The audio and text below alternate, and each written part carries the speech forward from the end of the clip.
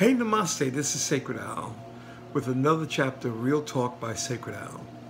Today, I want to talk to you about the meaning of happiness, finding the meaning of happiness.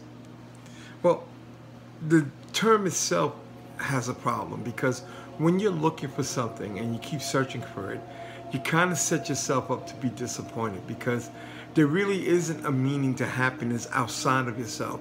The meaning to happiness is within you.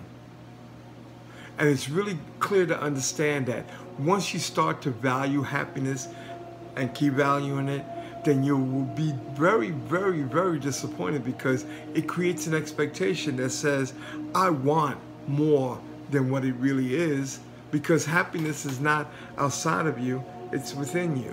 You got to look here to find happiness. You got to look within here and within your center to find happiness. So it may be a real big task to be pining for happiness.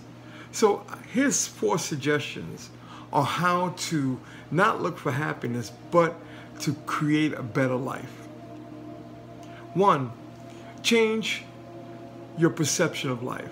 Just stop looking at life with a perception of what does it have in store for me. See, when we start looking for happiness all the time, we're not going to find it. We sit down and reflect and we realize that we're really unhappy, and then we often retreat defeated. So you don't want to keep looking for happiness, so change your perception of happiness. When a person strives for meaning, he or she instead looks beyond the current situation and looks at a bigger picture. And when you start to perceive things from a bigger perspective, then all of a sudden everything looks just a little bit different, because life does have its ups and downs, and allow ourselves to get all worked up about that really bumps ourselves out of the attitude of happiness and into a moment of feeling despair and actually defeated. It's not a great concept. So finding meaning without focusing on whether or not you are happy at the moment, finding meaning of happiness without being happy, then will not allow you to be happy. I know it sounds like oxymoronic. Another thing is, number 2, suggestion number 2, as you're trying to find happiness, find things that are bigger than yourself. In other words, connect with people that it will allow you to be a part of a team, part of a transcendent attitude, a transcendent idea, because then you seek transcendence, and now you doesn't have to involve anything spiritual, doesn't have to involve anything remotely religious. It's just understanding that we're big and bigger part of a bigger pie, and that circle of pie then gives us that feeling like we're connected to something, and it allows us to understand purpose more.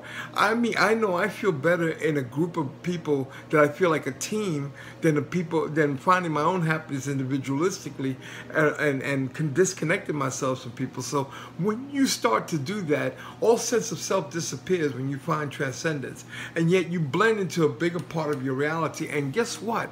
Things start to look really, really things. You can invoke yourself into transcendence by replacing yourself in places in the world that people are clearly experiencing things that maybe you want to experience, and that reality becomes bigger than the reality that your limited mind sometimes can create. Number 3, surround yourself with love. Whether it's a pet, it's an animals, children, people that love you, surround yourself with loving people. Do not surround yourself, do not call people who are at work who are gossiping your family, because they're not. Call the people that are around you. Surround yourself with people who love you, who are going to do the best for you, who are going to see you at your best, and also always encourage you. So that way you don't feel like you got to connect with people who don't have the capacity to love themselves. Remember, an empty container of milk cannot fill a glass for milk. So always remember, look at and create people that love you.